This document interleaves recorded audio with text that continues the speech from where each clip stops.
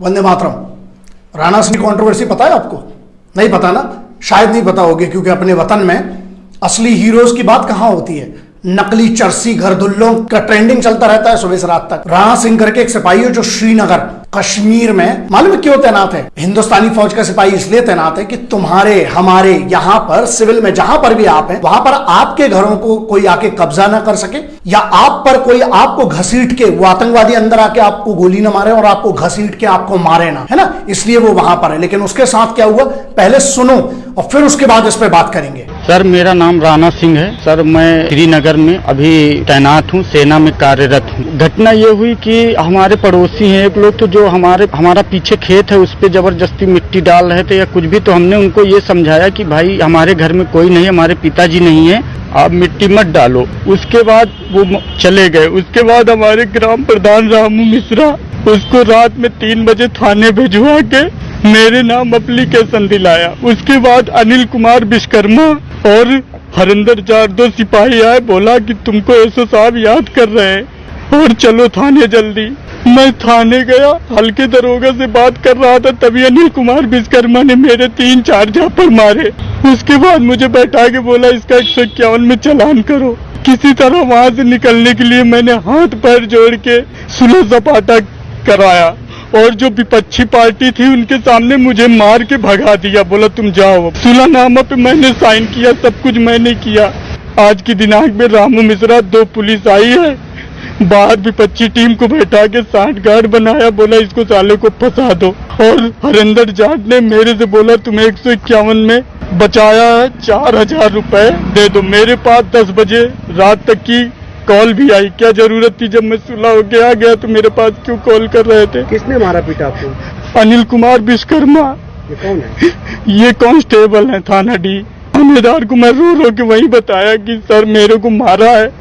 बोला चलो ठीक है, कोई बात नहीं, तुमको मैं सुलह करा रहा हूँ। वही मैं बोला कि सर मैं भी वर्दीधारी हूँ, मेरी इज्जत है, मुझे क्यों मारा गया?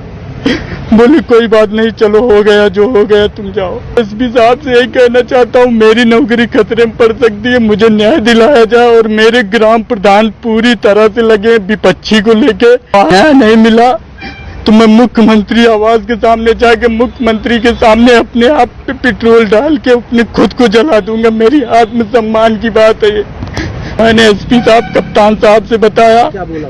उन्होंने बोला आपके साथ कोई कुछ नहीं करेगा, ना आपके खिलाफ मुकदमा लिखा जाएगा, इसकी जांच होगी और उनके खिलाफ कार्रवाई की जाएगी।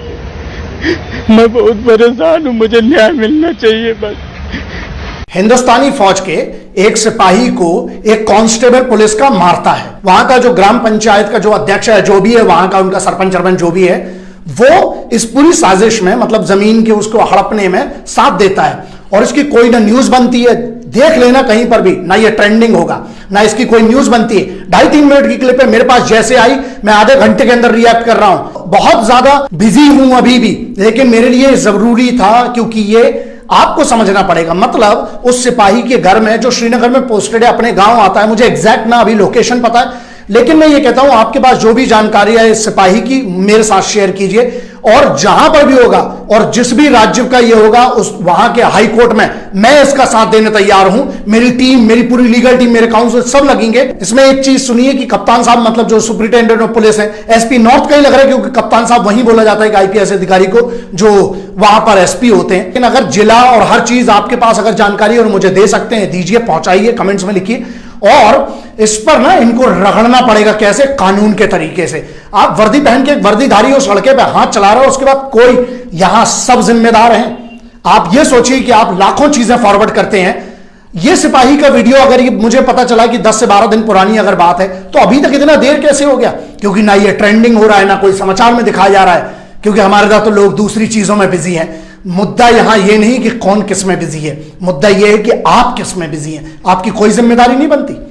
ऐसा जब किसी एक सिपाही के साथ होता, वैसे तो बहुत 15 अगस्त तो 26 जनवरी को हम डीपी बदल लेते हैं और जय हिंद वंदे मातरम इंकलाब जिंदाबाद बहुत होता है।